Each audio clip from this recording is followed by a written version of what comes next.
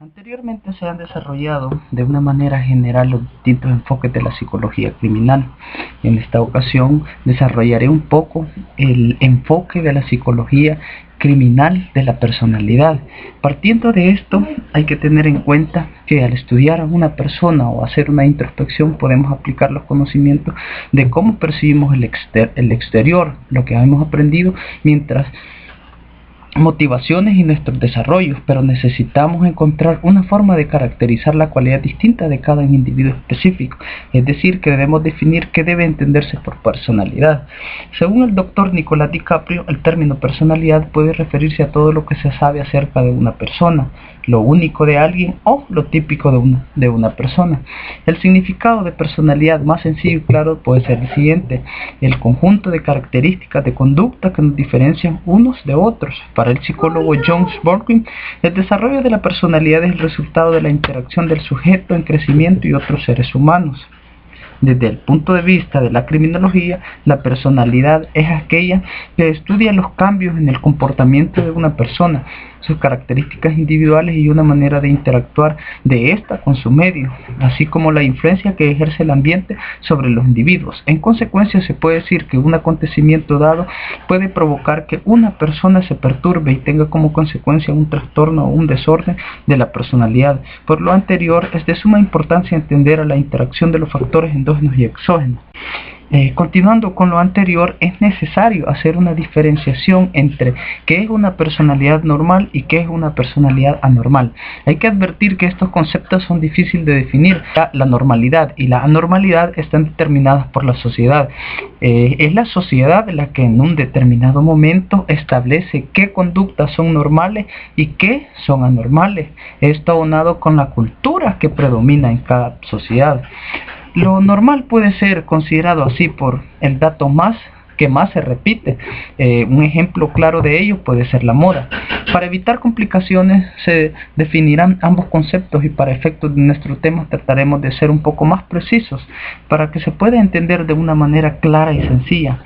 Según la Organización Mundial de la Salud, salud significa estado de completo bienestar físico y emocional y social, no meramente la ausencia de enfermedad o dolencia. La salud mental se refiere a la manera de cómo cada individuo se relaciona con los demás, tanto en el ámbito familiar, escolar, laboral, etc., y en contacto diario con sus semejantes. Comprende la manera en que cada uno armoniza sus deseos, anhelos, habilidades y valores con los requerimientos para enfrentarse a las demandas de la vida. Una de las características con las que debe contar una persona sana, una de estas características que solo las mencionaré, es el autoconocimiento, la autoestima, el sentimiento de seguridad, capacidades para aceptar y dar afecto, satisfacción de deseos corporales, capacidad para ser productivo y feliz, capacidad, ausencia de tensión e impercibilidad, etc. Para valorar la normalidad de las personas se utilizan ciertos criterios. Según el psicoanalista colombiano Simón Blankins, él parte de que hay 4 criterios fundamentales para analizar la normalidad de una persona.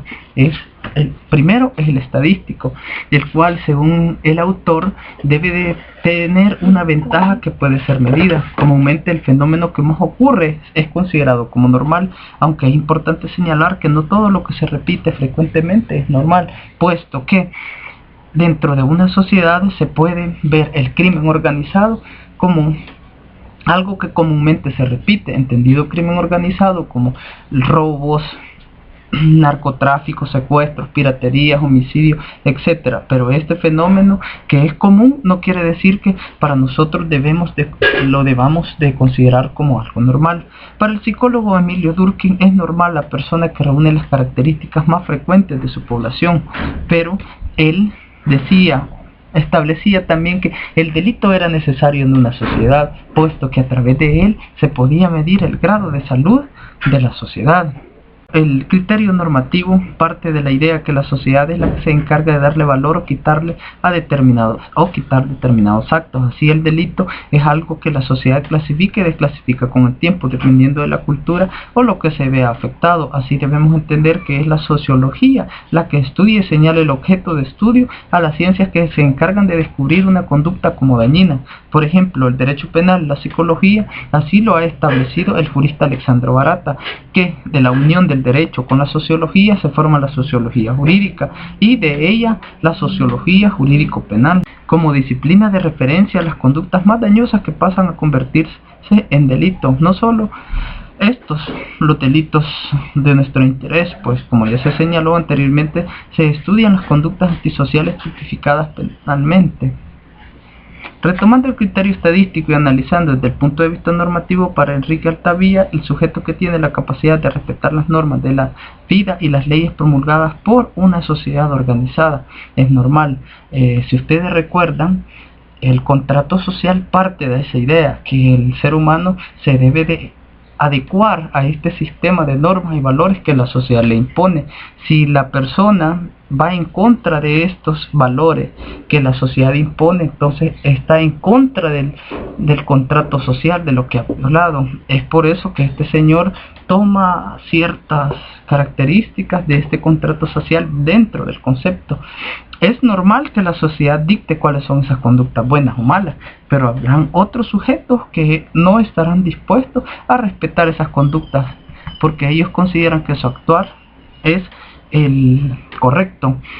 El criterio adaptativo hace referencia a la capacidad del ser humano para equilibrar su mundo externo e interno y armonizar los deseos y necesidades del ser humano en un criterio social. Se refiere a los controladores internos y externos que regulan la conducta. Y el creativo estético se refiere a la búsqueda de soluciones nuevas frente a los conflictos, las ansiedades, las relaciones interpersonales. Lo estético se refiere a la reconstrucción y recuperación de lo estropeado, es decir, lo perdido. Es decir, un problema que lo ha catalogado.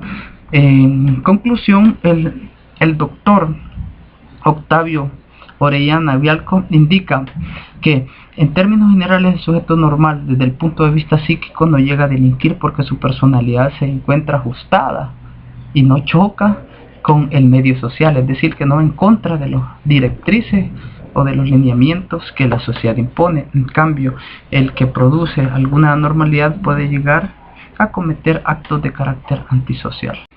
En lo que se refiere a la normalidad, pues ya vimos que influyen ciertos factores criminógenos, como son los endógenos y exógenos. Caslitz considera que no hay algún punto determinado en el cual una persona deje de ser normal para convertirse en anormal. Ciertos tipos de conductas son, al menos en nuestra sociedad, claramente normales, hay otras que son fronterizas. Asimismo señala que muchas personas profundamente perturbadas se comportan en forma normal la mayor parte del tiempo, y casi todas las personas normales muestran ciertas maneras, ideas o conductas que podrán ser consideradas anormales. La perturbación emocional es un estado de todo o nada, es cuestión de grado. Los síntomas de perturbación emocional que señalan a continuación se encuentran a menudo en personas normales, pero pueden producirse en forma exagerada o en individuos profundamente perturbados, y señalan algunos puntos a considerar. Dentro de las perturbaciones se destacan las siguientes: la depresión, es decir, aquella falta de ánimo para hacer las cosas, sentir que todo está mal en la vida; la preocupación y temores inapropiados. Hay personas que constantemente están preocupadas por absolutamente todo, tienen una gran angustia, no poder resolver cosas o que les presentan dificultades frecuentes, e incluso inventan situaciones para mantenerse ocupados en algo que les cause incomodidad. Este temor sobrepasa la realidad. Suspicacia son aquellas personas que desconfían de todo porque piensan que pueden ser traicionadas en cualquier momento. Control emocional inadecuado: llorar, sustraerse, enojarse, incapacidad para mostrar los sentimientos, la represión, entre otros. Desrealización: sentirse irreal, no pertenecer al propio cuerpo, no ser realmente una persona. Fantasías e ilusión: es entregarse a sueños y a las fantasías y no querer salir de esas ilusiones inalcanzables. Dureza emocional: no aceptar nuevas propuestas, dificultad para comprobarse o pensar de manera distinta. Inestabilidad orgánica: sufrir de fatiga. Otra es la hostilidad, ser propenso a peleas o discusiones, eficacia, tratar de evitar las responsabilidades de la propia conducta, comportarse en forma inmadura, infelicidad y tensión, ver el mundo como un lugar difícil y tenso, relaciones personales destructivas, contacto con otras personas marcadas por la oposición, la discusión, la tensión, la desconfianza, la dependencia exclusiva u otros signos de inadecuación, entre otros. Después de ver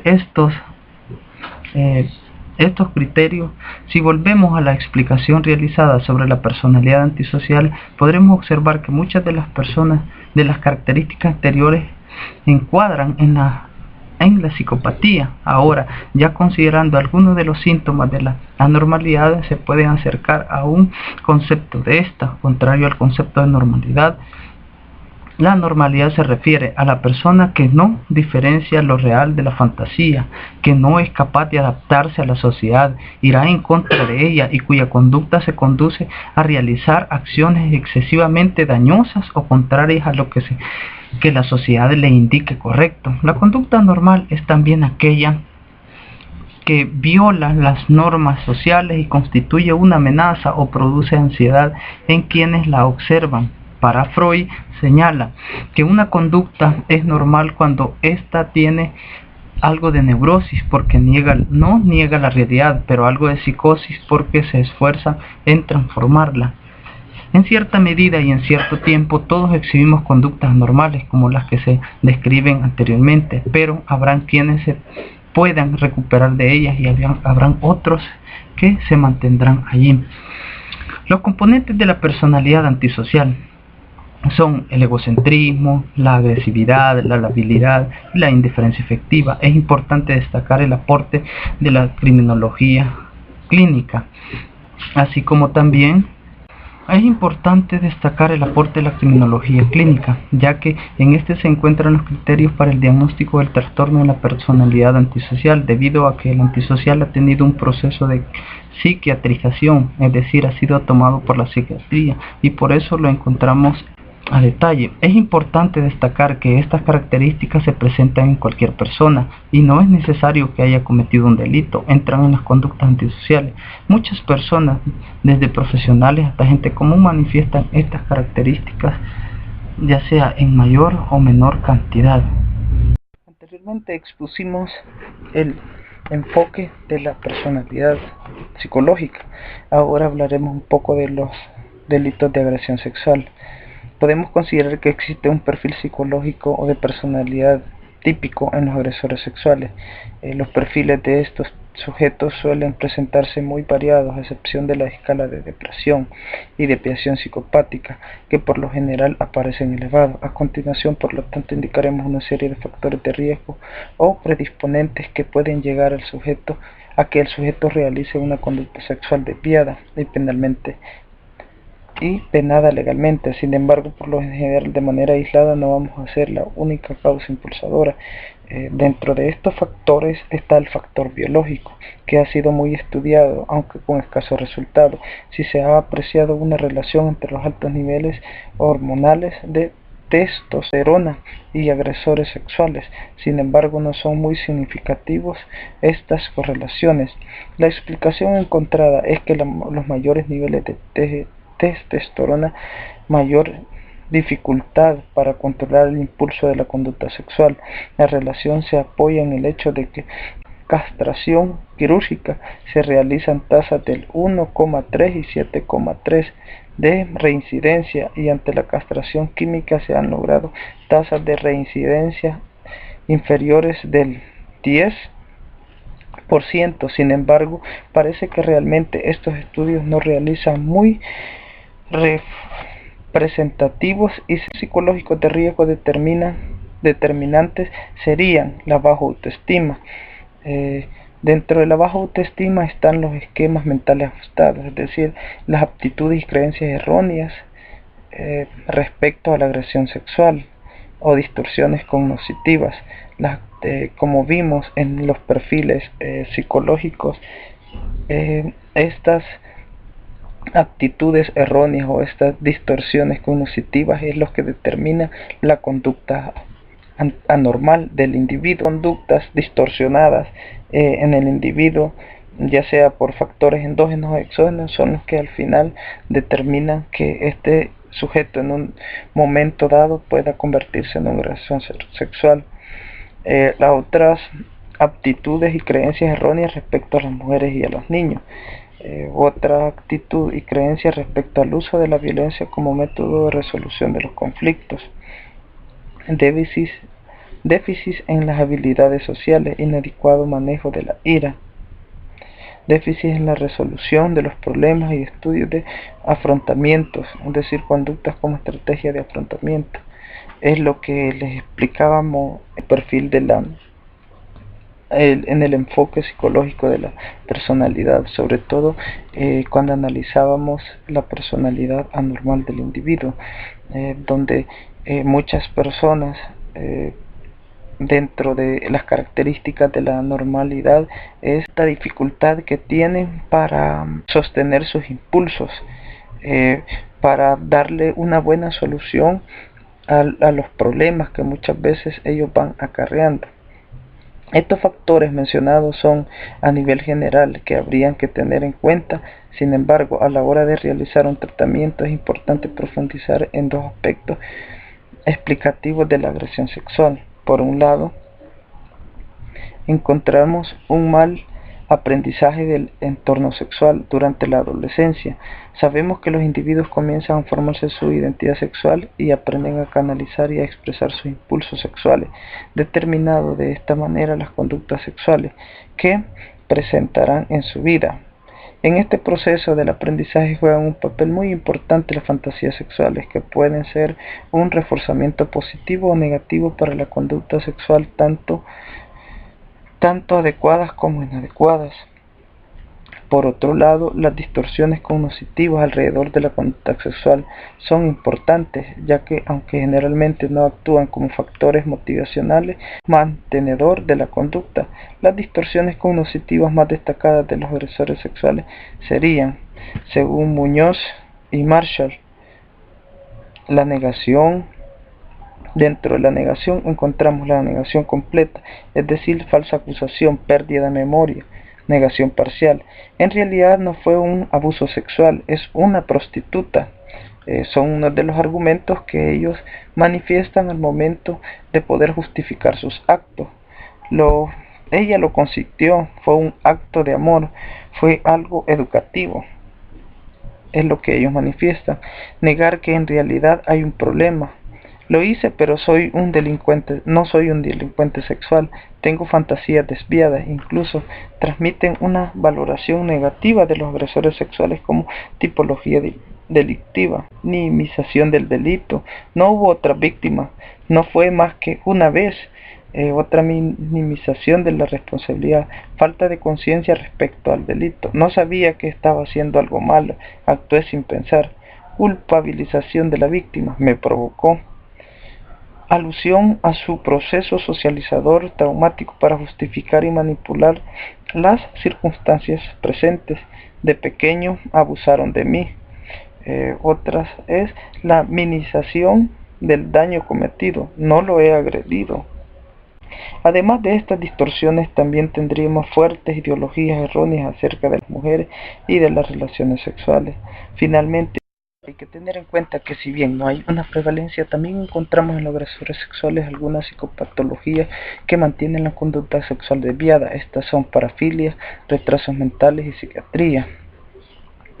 Los trastornos de personalidad y la agresión sexual. Existe una tendencia a considerar que hay una estrecha relación entre los trastornos de personalidad, fundamentalmente psicopática, y de la delincuencia sexual. Sin embargo, no se da en todos los trastornos de personalidad este tipo de delito, y el que hay mayor porcentaje de agresiones sexuales es el trastorno esquizoide de la personalidad, seguidos con el trastorno de personalidad por evitación, mientras que el trastorno antisocial de la personalidad sería característica de los delitos contra las personas y no contra la libertad sexual. Por otro lado, cabe destacar, aunque no dentro del trastorno de la personalidad, que los sujetos con mayor porcentaje de delitos en el ámbito de los delitos contra la libertad sexual con algún tipo de trastorno mental son aquellos con trastornos cognitivos, como por ejemplo la demencia, y los que presentan trastornos sexuales en el ámbito de las parafilias. Factores sociales. Desde una perspectiva social, junto con los factores psicológicos, se plantean la existencia de un déficit en el proceso de socialización que favorece la agresión sexual.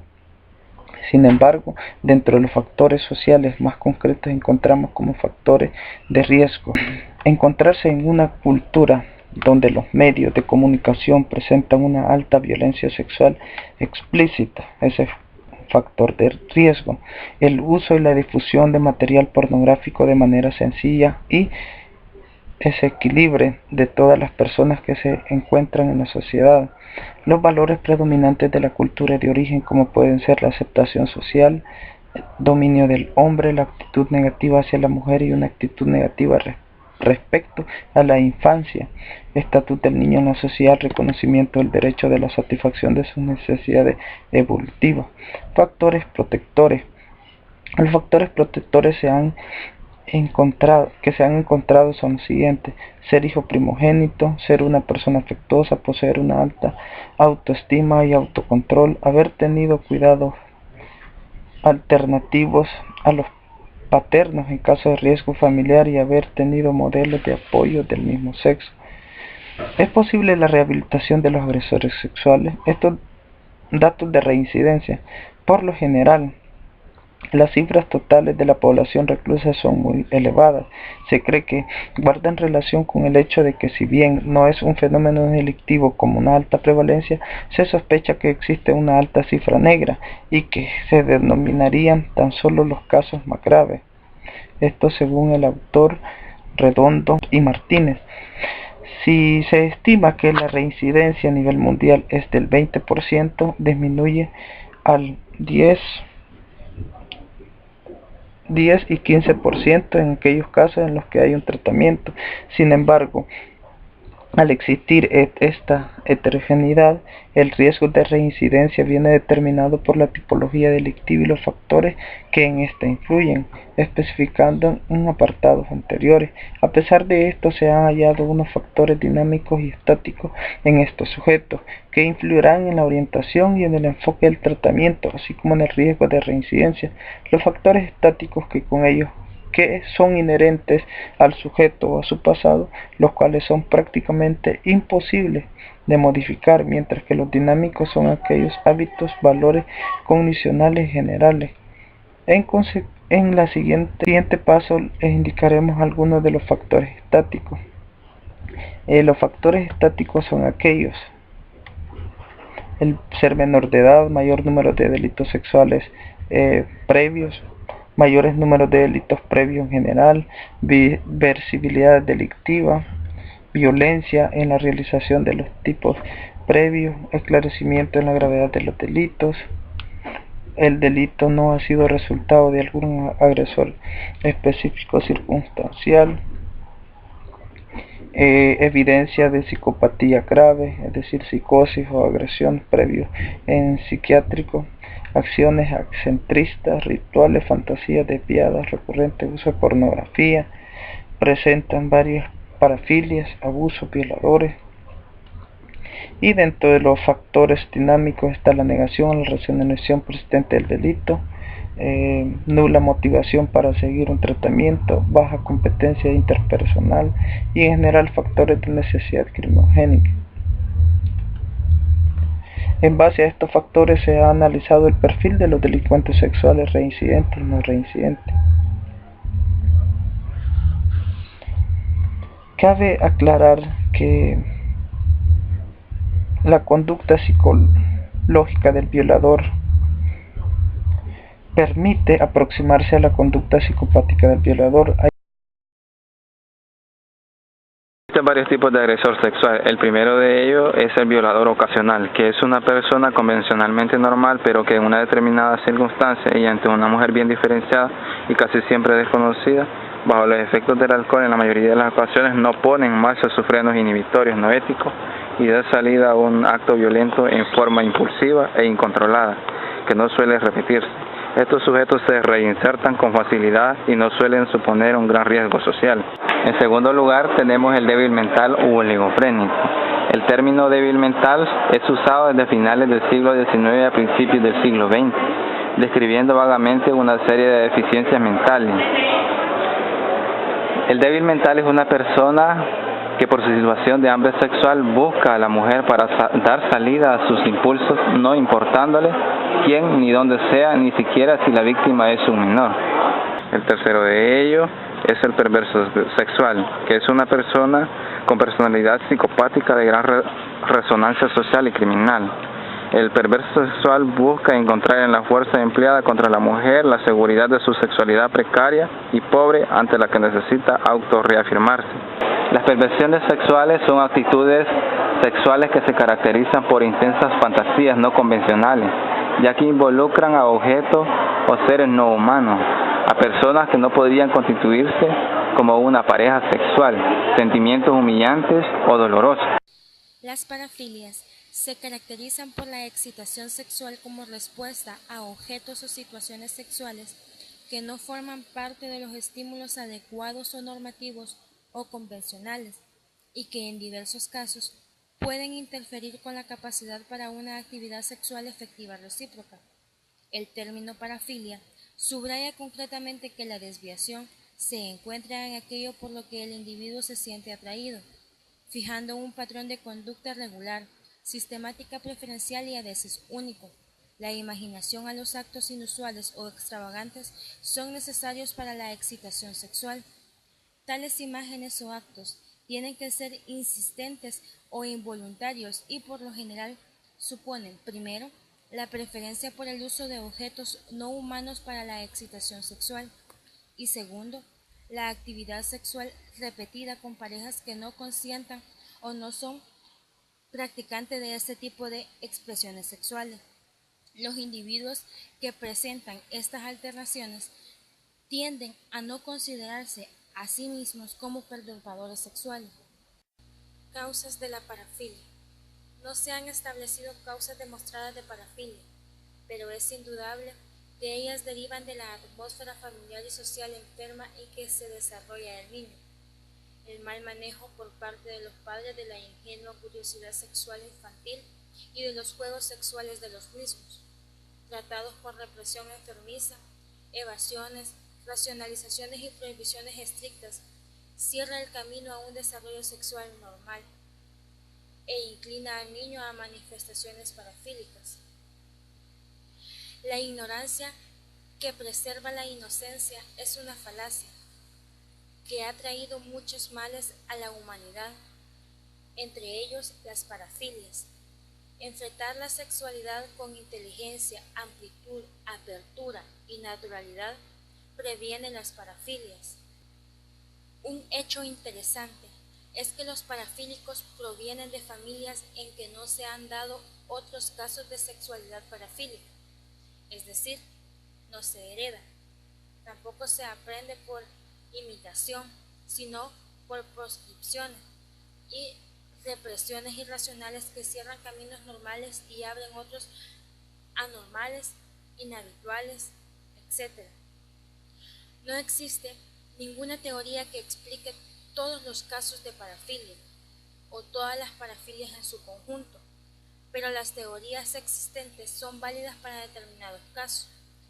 Recorramos algunas de estas teorías que poseen mayor predicamento en el campo clínico. Otra de las teorías es las experiencias infantiles repetidas, tales como ser vestidos con ropas de otros sexos por sus padres que esperaban tener un hijo del sexo contrario, o por las niñeras, el mirar los genitales de los adultos o las actividades sexuales o de expresión, así como la ridiculización de sus genitales por pequeños o feos, o de sus capacidades eróticas, se reviven en la adultez joven con formaciones parafílicas sorprendentes, elocuentes. Las humillaciones o castigos físicos de los padres a los hijos, trocadas en agresiones sádicas o masoquistas. La tercera teoría es las fantasías sexuales de las masturbaciones adolescentes. Suele tener una gran importancia en la aparición de las parafilias cuando esa fantasía posee un contenido que los favorece. como las del exhibicionismo o voyeurismo. Los contenidos sexuales sádicos y masoquistas son bastante frecuentes como temática de todas las fantasías experimentales por las personas. Una cuarta teoría es la búsqueda adulta de las experiencias nuevas. El individuo sometido a una intensa represión sexual en la niñez y juventud, ya en la adultez puede buscar aventuras sexuales, vivir experiencias variadas que salen de las fronteras permitidas como un acto de libertad o de liberación. Se puede experimentar con la bisexualidad, el uso de artefactos y el cambio de pareja. Pero para aquellos cuyo interés en el sexo es pura curiosidad y no proviene de ningún conflicto psicológico, la experimentación en alguna instancia se vuelve autolimitante. Tratar las parafilias es un reto para la psicoterapia, la psiquiatría, la criminología y otras disciplinas. La finalidad es que el paciente abandone la parafilia que hace daño a terceras personas, como lo son el exhibicionismo, el voyeurismo, etc. Muchos pacientes pueden ser ayudados a vivir más satisfactoriamente que como se encuentran, alcanzando un mejor control consciente y autodisciplinado por medio de asesoramiento y de psicoterapia. Las parafilias que no hacen daño a terceras personas, en donde ambas partes de la pareja lo disfrutan y están de acuerdo en llevarlas a cabo, no necesitan un tratamiento. Son conocidas como desviaciones sexuales, pues el placer sexual se alcanza con prácticas anormales de conducta. Existen 3 grados de parafilias clasificados por la Asociación Mundial de Psiquiatría. El mínimo, que es la obtención por medio de fantasía que no altera las actividades sexuales normales. El acentuado, que se busca de manera insistente la realización de la fantasía para alcanzar la satisfacción sexual. Y el dependiente, que la fantasía erótica o interfiere en la relación sexual, de tal forma que se pierde la libertad de elegir y no se puede dejar de actuar de cierta manera. Se da un carácter impulsivo cuando lo único que saca la excitación es la realización de esa fantasía. Dentro de las preferencias por persona tenemos la anisonogamia, que es la atracción por una pareja sexual mucho más joven o mucho mayor. Andromimetofilia, atracción solo por las mujeres vestidas de hombre. Una mujer representa y se comporta sexualmente como hombre y el hombre adopta el rol de la mujer. En la penetración anal, el sujeto pasivo será el hombre y el activo la mujer. Androginofilia, atracción sexual por personas andróginas. Acrotomofilia, excitación por parejas sexuales con miembros amputados. Acrofilia, excitación por parejas sexuales muy altas. Abasiofilia, excitación sexual por personas discapacitadas. Efebofilia, atracción hacia adolescentes o personas que pasan por la pubertad. Graofilia, atracción sexual de una persona joven por mujeres maduras. Gerontofilia, atracción por personas de mucho mayor edad que uno mismo. Fratilacnia, atracción por las relaciones sexuales incestuosas, hermanos. Blastolacnia, atracción por mujeres muy jóvenes. Ipsofilia, excitación solo por uno mismo. Dentro del grupo del exhibicionismo tenemos la autogonistofilia, que es la atracción por ser visto por otras personas durante el acto sexual. Agorafilia, atracción por la actividad sexual en lugares públicos. Agrexofilia, excitación producida por el hecho de que la actividad sexual sea oída por otras personas. Amomaxia, excitación solo al realizar una relación sexual dentro de un automóvil. Las parafilias las podemos clasificar de la siguiente manera. Fantasía. Dentro de la fantasía tenemos la alorgasmia, que es la excitación proveniente de fantasear durante el acto sexual con otra persona que no sea la pareja. Otro grupo de parafilias es el fetichismo, que es la intensa fantasía y deseo a partir del uso de objetos o partes del cuerpo que son el centro de su atención. Dentro de eso tenemos el frotismo, que es la excitación sexual solo al reflejar los genitales contra personas desconocidas. La necrofilia, que es la atracción sexual por los cadáveres. Masoquismo, placer ligado a la propia humillación o sufrimiento físico o moral. Se diferencia de la algomanía por la presencia del componente erótico. Algofilia, excitación producida por el dolor. Se diferencia del masoquismo por la ausencia del componente erótico. El sadismo es otra de las clasificaciones. Dentro de esta tenemos la amocosicia, que es la excitación por el deseo de castigar a la pareja sexual. Asfixiofilia, la atracción por estrangular, asfixiar o ahogar a la pareja durante el acto sexual con su consentimiento y sin llegar a matarla. Velonefilia, excitación producida por el uso de agujas. Dentro del grupo del voyeurismo tenemos la candalagnia, que es la excitación sexual al ver a la pareja copulando con otra persona. Aloerastia, excitación de la pareja mediante la desnudez de un tercero. Alopelia, excitación al ver a otro teniendo una relación sexual. Ignofilia, excitación al contemplar personas dormidas. Cabe destacar que la práctica de algunas conductas sexuales inofensivas, aunque poco comunes, no implica una parafilia propiamente dicha. Por ejemplo, cuando estas prácticas sexuales no sean la única forma con la cual la persona alcance el goce sexual y puede obtener un orgasmo, sino que solo sea una forma de sexo casual, voluntaria y no indispensable para la práctica sexual. Por ejemplo, una pareja que practica el sadomasoquismo o la asfixiofilia con cierta regularidad, pero pueden sostener relaciones sexuales normales si así lo desean. En estos casos, el fetiche se convierte únicamente en una práctica erótica que condimenta la relación, pero no en la relación de una parafilia.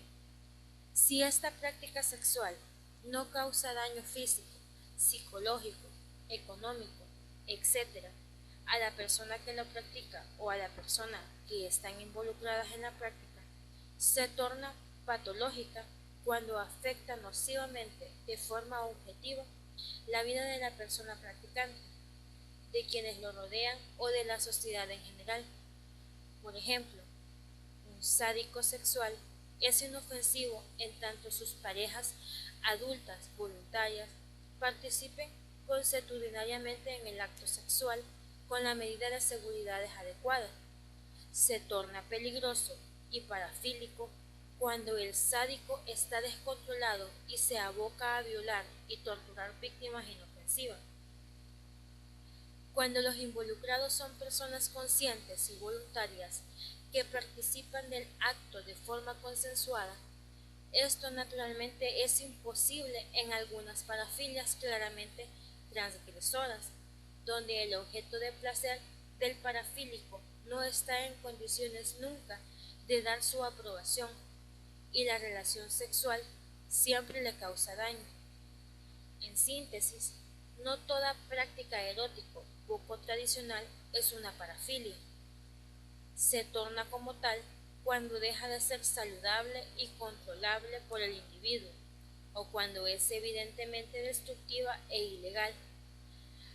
Al que guste de esposar a su esposa a la cama de vez en cuando, no es parafílico como si lo sea aquel incapaz de tener relaciones si la persona no está esposada a la cama.